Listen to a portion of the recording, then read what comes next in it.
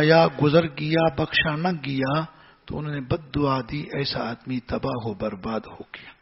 میں نے کہا آمین۔ آمین کا معنی ہوتا ہے قبول فرما۔ فرشتوں کے سردار بد دعا کرتے ہیں، پوری کائنات کے امام آمین فرماتے ہیں۔ اب بتلاؤ قبولیت میں کوئی شک ہے؟ کیا ہم اس بات سے ڈرتے نہیں ہیں؟ ڈرتے نہیں ہیں، ہم کو ڈر نہیں ہوتا کہ کہیں ہم اس بد دعا کا مصداق تو نہیں بن گئے یا بن تو نہیں رہے؟ کیوں ہم نہیں ڈرتے؟ کیا ہے ہمیں؟ ڈرے بندہ، اب کون نہیں بخشا جائے گا، اب خود ہی جانیے۔ رمضان کیسے گزارنا ہے صاحب؟ رمضان آیا کوئی تبدیلی نہیں ہو رہی، وہی کا وہی حال ہے، دکاندار وہی، بلکہ آگے وہ رات کو بھی 11-12 بجے تک دکان کھولے گا۔ ہر آدمی ایسے، بس جی بس یہ رمضان ہے، یہ کوئی بات ہے؟ رمضان، پھر رمضان چلے آخری عشرے کے لیے تو ہر چیز ختم، بس یہ ادھر ساری دنیا ایک طرف، بس میں اللہ کا ہو کر آ کے پڑھوں گا، اللہ کے گھر پڑا رہوں گا، اللہ کے گھر، تاکہ اللہ مجھے بخشے۔ پڑا ہی رہے، پڑا ہی رہے، نہ جناب دکان روکے، نہ جناب ڈاکٹری روکے، نہ یہ کہ میں اندر رہوں گا تو میرا تو سانس بند ہوگا۔ ویسے تو سانس بند نہیں ہوتا گھر کے کمرے میں سونے میں، ادھر تیرا سانس بند ہوگا، مجھے بس کچھ ہونے لگتا ہے۔ اصلاح کی کمی ہے نا صاحب، اللہ تعالیٰ ہم کو سمجھائیں۔ 100 کام یاد آج، وہ رمضان کے آخری عشرے میں تو خریداری کرنی ہوتی ہے، اعتکاف کون بیٹھے؟ لگتا ہے کہ یہ عبادات یہ کسی اور کے لیے کی جا رہی ہیں، دنیا اپنے لیے کمائی جا رہی ہے، نیکیاں کسی اور کے لیے۔ ہم نے آخرت کو اپنی آخرت نہیں سمجھا، اپنا گھر نہیں سمجھا، وہاں کی مشکلات کا احساس نہیں کیا۔ جہاں کا احساس رمضان ہے، رمضان، سبحان اللہ۔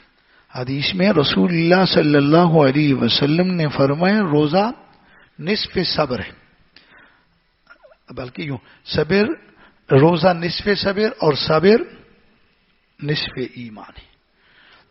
یوں ہی ہوا کہ روزہ ایمان کی ایک چوتھائی ہے۔ ایمان کو کامل کرنے کے لیے اللہ نے بہت ساری عبادات رکھی، سبحان اللہ۔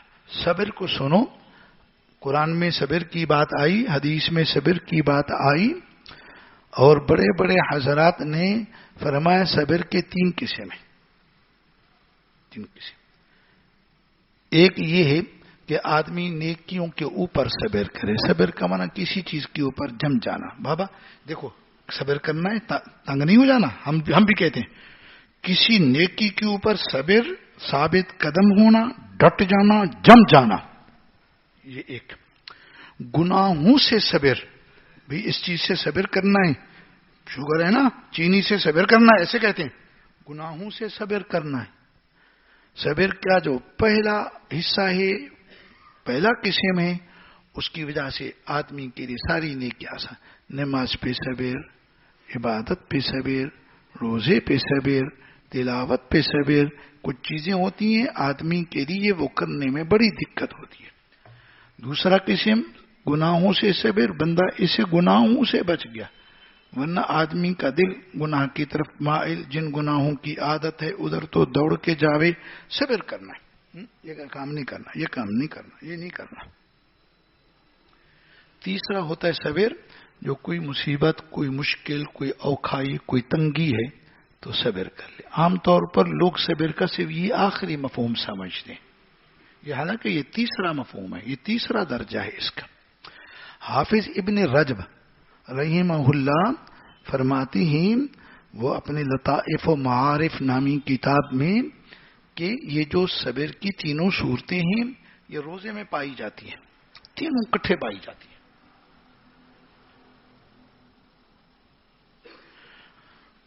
وہ کیسے بھائی؟ دیکھو، پہلی بات عبادت پر صبر، روزہ عبادت ہے، بڑا صبر آزما کام ہے، بس کرنا ہے۔ دوسری بات گناہوں سے صبر والا مفہوم، آدمی گناہ تو چھوڑو، اپنی جسمانی خواہشات، روٹی اور پانی سے بھی صبر کر لیتا ہے، گناہ سے بھی صبر، گناہ نہیں کرنا، کھانا نہیں ہے، پینا نہیں ہے، یہ نہیں کرنا، یہ نہیں کرنا، روزے میں یہ بات ہے۔ اور تیسری بات مشکل، اب مشکل تو سامنے ہے، روزہ رکھنے سے آدمی کے جسم میں ضعف، کمزوری ہوتی ہے، شام کو بھی ہو جاتی ہے، ماشاءاللہ شوق ہوتا ہے، محبت ہوتا ہے، ادھر احساس نہیں ہوتا، پرواہ نہیں ہوتی، ورنہ بندے کو پتہ چلتا ہے کچھ ڈھیلا ڈھیلا ہوں، کچھ ڈھیلا ڈھیلا، اور دن میں تو کوئی گھنٹہ 1.5 گھنٹہ ایسا بھی وقت آئے تو اچھا بھلا مروڑا دے گا روزہ، بڑی طبیعت ایسے دماغ کو ضعف آتا ہے، کمزوری، روزہ رکھتے رکھتے بھی مہینے کے آخر میں ضعف آ جاتا ہے، کمزوری آ جاتی ہے، اب بھوک برداشت کر رہا ہے، پیاس برداشت کر رہا ہے، ضعف برداشت کر رہا ہے، کمزوری برداشت کر رہا ہے، تکالیف، صبر کا تیسرا قسم بھی آ گیا۔ سبحان اللہ، کتنی بڑی باتیں ہیں، روزہ رکھنا بہت ضروری ہے۔ روزے میں ایک نوع عبادت کا نہیں ہے، کئی انواع عبادت کے آ گئے، کئی فوائد آ گئے۔ اللہ ہمیں روزوں کی توفیق عطا فرمائے۔ اعوذ باللہ من الشیطان الرجیم، بسم اللہ الرحمن الرحیم۔ یا ایھا الذین آمنوا کتب علیکم الصیام کما کتب علی الذین من قبلکم لعلکم تتقون۔ ایمان والو، تم پر روزے لکھ دیے گئے ہیں، فرض کر دیے گئے، اللہ نے لکھ دیا ہے روزہ۔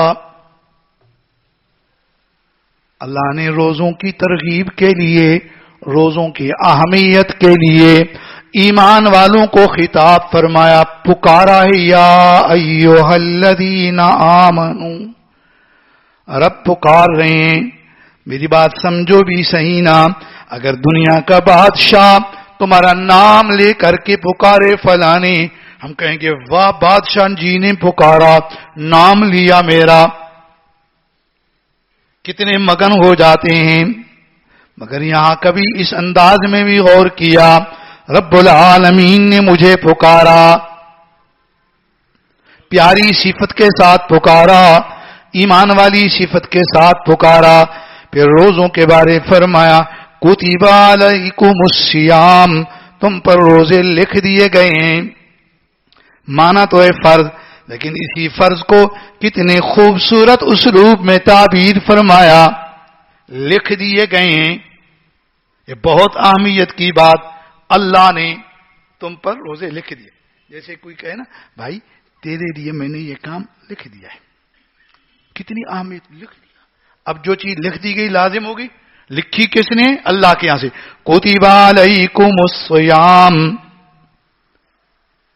پھر یہ روزے تم پہ فرض نہیں ہوئے کہ تم سمجھو اتنا مشکل کام کیسے کروں گا، کما کتب علی الذین من قبلکم، تمہیں تیار کرنے کے لیے، ذہن سازی فرمانے کے لیے اللہ نے پہلے لوگوں کا بھی حوالہ دے دیا، جیسے لکھ دیے گئے تھے ان لوگوں پر جو تم سے پہلے تھے۔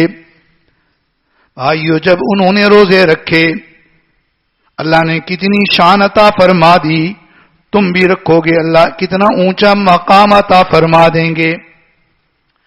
پھر روزے میں تمہارے لیے فائدہ، لعلکم تتقون، شاید کہ تم اللہ کی بے فرمانیوں سے بچ جاؤ، پھر اس کے نتیجے میں اللہ کے عذاب سے بچ جاؤ، دونوں معنی، اللہ کی بے فرمانی سے بچ جاؤ۔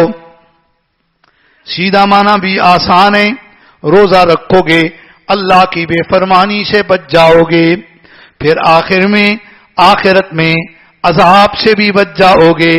مگر یوں بھی تو سنو، لعلکم تتقون، شاید بے فرمانیوں سے بچ جاؤ۔ روزہ ایک ایسی عبادت ہے، اللہ نے روزے کے اندر ایسی حقیقت رکھی، ایسا فائدہ رکھا، ایسی تاثیر رکھی ہے کہ اگر کوئی آدمی روزے کی حقیقت جان کے روزہ رکھے، روزے کی معرفت جان کر کے روزے کی ترتیب رکھے، تمام بے فرمانیوں سے بھی بچ جائے گا، تمام گناہوں سے بھی بچ جائے گا۔ یہ روزہ رکھنا حقیقت میں گناہوں سے بچنے کی مشق ہو گئی۔ تفسیر پھر کبھی عرض کروں گا مگر مختصر، لعلکم تتقون، ابھی عرض کیا روزے میں صبر کے تینوں حصے، تینوں معنی پائے جاتے ہیں۔ صبر کا معنی ہوتا ہے نیکیوں پر ثابت قدم رہنا، صبح سے شام تک روزے والی عبادت پر ثابت قدم رہا، بھوک بھی لگی تب بھی، پیاس بھی لگی تب بھی سویرے جب تو نے اس پہ صبر کر لیا رب العالمین پھر تمہیں آگے یہ نعمت بھی عطا فرمائیں گے اور نیکیوں پر بھی ثابت قدمی ملتی جائے گی۔ مگر حقیقت جان کے چلو نا، میں صبح سے شام تک نیکی پہ جمع رہا، ڈٹا رہا، بھوک بھی لگی تب، پیاس بھی لگی تب، نڈال بھی ہوا تب، لگاتار دن پہ دن گزرتے گئے، میں جمع رہا، ڈٹا رہا، تو اب مشق ہو جائے آئندہ بھی نیکیوں پر جمے رہنا ہے، پورے سال میں نماز پر بھی، دوسری عبادات پر بھی۔ اور روزے میں صبر کا یہ دوسرا مفہوم بھی پایا جاتا ہے کہ گناہوں سے صبر۔ روزے میں کھانا یہ گناہ ہے، ویسے کھانا گناہ نہیں، روزے میں کھانا گناہ، چاہت بھی ہو رہی ہے مگر اس گناہ سے بچا ہوا ہے، اللہ نے جو منع فرما دیا۔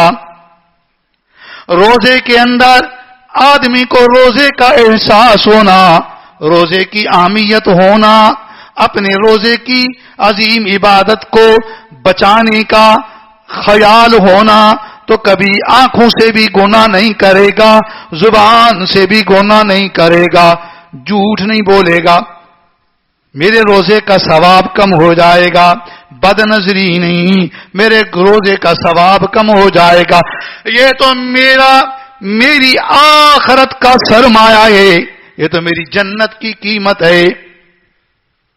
اللہ نے جنت کی قیمت یہ روزے رکھے ہیں، یہ عبادات رکھی ہیں، یہ نماز رکھی ہے، یہ قرآن کی تلاوت رکھی ہے، بد نظری کروں گا روزے کا ثواب گھٹتا جائے گا، جھوٹ بولوں گا، غیبت کروں گا، حسد کروں گا، باقی گناہ خود بھی تو جانی ہے نا۔ کچھ گناہ تو وہ ہوتے ہیں جو آدمی اپنے ساتھ جزو لازم بنا چکا، آدمی کہے گا نہیں روزہ ہے میں جھوٹ نہ بولوں، میں غیبت نہ کروں، میں بد نظری نہ کروں، مشق ہوتی گئی، ایسی مشق ہو جاوے کہ پھر آئندہ بھی اللہ کی بے فرمانیوں سے بچے، اللہ کی بے فرمانیوں سے بچے۔ لعلکم تتقون، لعل کا معنی یہاں رجا والا، امید والا، پھر یہ بھی جانو لعلکم تتقون، یہ امید بھی رکھو نا کہ گناہوں سے بچ جاؤ گے، بے فرمانیوں سے بچ جاؤ گے، امید بھی رکھو نا۔ آدمی کوئی نیکی کرے، اس نیکی میں ایک چیز کی نیت کر لے، رب العالمین کے حضور میں اس کی امید رکھ لینا، میں روزہ رکھوں گا، اللہ ایسا مجھے بنا دے آئندہ میں گناہوں سے بچوں، اپنے مالک کی بے فرمانی سے بچوں، جہنم کے عذاب سے بچوں، اللہ کے حضور میں یہ رجا رکھ کر کے، یہ امید رکھ کر کے جب تو روزہ رکھے گا اللہ تمہیں تیری رجا عطا فرما دیں گے۔ وہ ذات تو ایسی ہے سبحان اللہ، اگر حقیقت میں اس کے حضور میں کوئی امید رکھو، وہ لوگوں کی امیدوں کو نہیں توڑتے ہیں۔ باپ کے ہاں بھی امید رکھ کے جاؤ کہ ابا کو یہ کہوں گا فلاں چیز لے دے، تیری امیدوں کو توڑ دے گا، نہیں باپ یہ میں نہیں کر سکتا ہوں، میری اتنی طاقت نہیں ہے۔ بچے تھوڑا سا پیار میں اونچا یا نیچا ہو تو پھر آرام نہیں کیا، ماں بھی بچوں کی امیدوں کو توڑ دیتی ہے، حالانکہ وہ محبت کے آگے ایسی کچھ ہو جاتی ہے، سمجھ کم ہو جاتی ہے، بچے کا پتہ ہے نقصان بھی ہے، مگر بچوں پیارا اتنا نہ نہیں کرتی ہے، مگر کہیں پر ماں بھی امیدیں توڑ دیتی ہے بچے کی. امید رکھو. ہم روزے میں دیکھو یہ نیت نہیں کرتے روزہ رکھوں بھائی، روزہ رکھوں مجھے اللہ کا قرب ملے، روزہ رکھوں اللہ کے عذاب سے بچوں، میں روزہ رکھوں، میں آئندہ گناہوں سے بچ جاؤں، میں روزہ رکھوں اللہ کی بے فرمانی سے بچ جاؤں، میں روزہ رکھوں جہنم سے بچ جاؤں. یہ امیدیں رکھو، یہ رجا رکھو، یہ نیت رکھو. گھبراؤ نہیں، میں اتنی امیدیں رکھوں گا کیسے ملیں گی. اللہ عطا فرمانے والے ہیں، اللہ عطا فرمانے والے جنہوں نے خود ہی تمہیں یہ امید دلائی. سنو تو سمجھ آوے. خود ہی امید، خود ہی نہیں فرمایا لعلکم، شاید کہ تم. اس کا مزیدار ترجمہ پھر یوں کرو، لعل رجا راجینا، یہ امید کرنے والے ہوں کہ اللہ کی بے فرمانی سے بچ جاؤ گے، یہ امید کرنے والے ہوں اللہ کے عذاب سے بچ جاؤ گے. لعل کا یہی تو معنی ہے. ہماری امیدیں تو اللہ ہے. کبھی کبھی مزہ آ جائے نا عبادت میں، کبھی دعا مانگنے کبھی عجب کیف ہوتا ہے. اے اللہ آپ میری رجا، انت رجائی، انت رجائی. کوئی اللہ والے ہیں عجب ان کا انداز ہوتا ہے دعا مانگنے کا. اللہ آپ میری امید، اللہ آپ میری امید، میری امید ہیں آپ مجھے بخش دینا، مجھے معاف فرما دیں. ایسا انداز ہو لجاجت کا، منت کا، زاری کا کہ بس آنسو بہ پڑیں. جب تیرے دل کی امید، تیرے دل کی یہ کیفیت اور تیری بہتی آنکھیں رب العالمین کی رحمت کو جوش کتنا آتا ہے، مرو گے تو پتہ چلے گا، مرو گے تو پتہ چلے گا. ادھر ظہور نہیں ہو رہا ہے، پتہ نہیں کچھ چیزوں کا یہاں ظہور ہو جائے تو ہم پر کیسی حالت بیت جائے. لعلکم تتقون. سبحان اللہ. قرآن کی باتیں ہیں، اتنی اس کی گہرائی ہے، اتنے حقائق یقین جانو. جو میں نے عرض کیا وہ تو لاکھواں کروڑواں حصہ بھی نہیں. قرآن کی حقائق کو، معارف کو، گہرائی کو، فوائد کو بھلا جان کون سکتا ہے. اب ہم جانے نہ جانے، اچھی ترتیب رکھو، مولا کریم عطا فرمائیں گے. رمضان آ گیا الحمدللہ. پھر ترتیب اچھی ہو نا، پہلے سے ترتیب. کتنی تلاوت کرنی چاہیے. اب میں نے پوچھا ہے، مجھے زبان سے جواب نہیں دینا، تھوڑا دل سے. کتنی اتنی. صبح کو روزہ رکھ کے سیدھا مسجد میں آ جاؤں گا، گھر میں نہیں بیٹھا رہوں گا، وہ تو اسی وقت جھومنا شروع کر دیں گے. مسجد میں آ جاؤ، اپنی متعلقہ مسجد میں. یہ نہیں کہہ رہا ہوں ادھر آ جاؤ.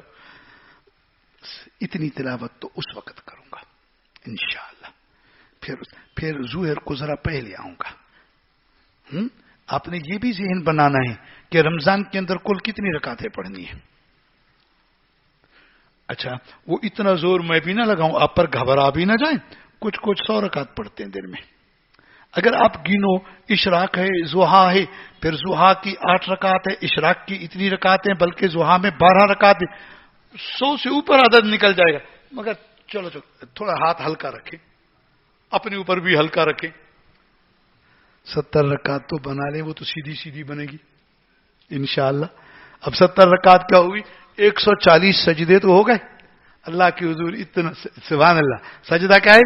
یہ سجدہ کرنا اللہ کے قریب آ جانا ہے. سجدہ کرنا اللہ کے قریب آ جاتا ہے بندہ. سبحان اللہ. بندہ اپنے رب کے سب سے زیادہ قریبی اس وقت ہوتا ہے جب سجدے میں. سبحان اللہ. حدیث ہے نا سائیں، سب سے زیادہ قریب کب ہوتا ہے؟ جب سجدے میں. یہ ادھر نیچے جتنی تواضع، جتنی عاجزی اتنا قرب. اسی لیے ساری عبادتوں میں اللہ نے عاجزی والی باتیں رکھ دی ہیں. نماز پڑھتے ایسے، سبحان ایسے سب عاجزی. کئی بار آیا کرے اللہ کی حضور میں. 5 فرض ہو گئے، سنتیں ہیں، یہ ہے وہ ہے. رمضان میں تو اللہ نے 20 رکعت تراویح دے دی. مغرب کے اوابین بھی پڑھیں گے، تہجد بھی پڑھیں گے، آپ کو پتہ چل جائے گا یہ عدد کہیں جا رہا ہے ماشاءاللہ. تو یہ رمضان ہے. تلاوت کتنی کرنی ہے؟ ظہر کو اتنی کروں گا، عصر کو آ جاؤں گا. عصر کے بعد بھی مسجد میں بیٹھنا ہے. اصل کے دکان میں کھول کے بیٹھوں گا، وہ ایک لفظ ادھر دیکھے گا، ایک ادھر دیکھے گا، ایک ادھر دیکھے گا، کام ہی سارا خراب. اطمینان سے مسجد میں رمضان ہے بھی 11 مہینے کمانے کے بہت ہے، یہ کچھ زیادہ کماؤں گا ادھر. مغرب کو تھکا ٹوٹا، کچھ عشاء کچھ صبح. پھر یہ بھی یاد رکھ لو افطاری کے وقت اللہ دعا قبول کر دے. اس سے پہلے صرف دسترخوانے پر یہ نہیں کہ پکوڑے سموسے بس یہ زور کیا ہو منہ میں پانی ہے دعا ہی نہیں ہے، جم کے وہ ادھر رکھا رہے، ادھر مصلی گھر میں بچھاؤ، بس لگ جاؤ دعا. رو نہ بھی رونا ہے اللہ کے آگے زور سے رو. گناہ کو یوں یاد کیا کرو یہ گناہ ہے، اللہ نے پکڑا عذاب فرمائے میرا کیا بنے گا، مجھے آگ لگ گئی میں کیسے کروں گا. ہاں صحیح، بس پھر انشاءاللہ کیفیت اچھی بن جائے گی. اور حدیث میں ہر افطاری کے وقت کی ایک دعا اللہ قبول کرتی ہے. اب 29 یا 30 روزے اپنی دعائیں بنا لو، آج کون سی ہوگی آخری دعا. پہلے تو جتنی اور مانگتے رہو، اور سب سے زیادہ آخرت مانگو، اپنے لیے، اپنی اولاد کے لیے، اپنے خاندان کے لیے، اماں ابا کے لیے، کوئی فوت ہو گیا ان کے لیے مغفرت کی دعائیں کرو، امت مسلمہ کے لیے دعائیں کرو. لگے رہو لگے رہو لگے رہو. اللہ ہر کسی کی سنتے ہیں، صرف یہ نہیں کہ کوئی ملا کی سنتے ہیں، اللہ سب کے ہیں، میرے بھی ہیں آپ کے بھی ہیں. اسے مانگو، مانگنے کے وقت سحری بھی اللہ تعالیٰ ہم کو توفیق دے. اللہ تعالیٰ ہم کو روزے کے تمام امور، رمضان کی ساری برکات، سارے انوارات اپنی رحمت سے، اپنے فضل سے عطا فرما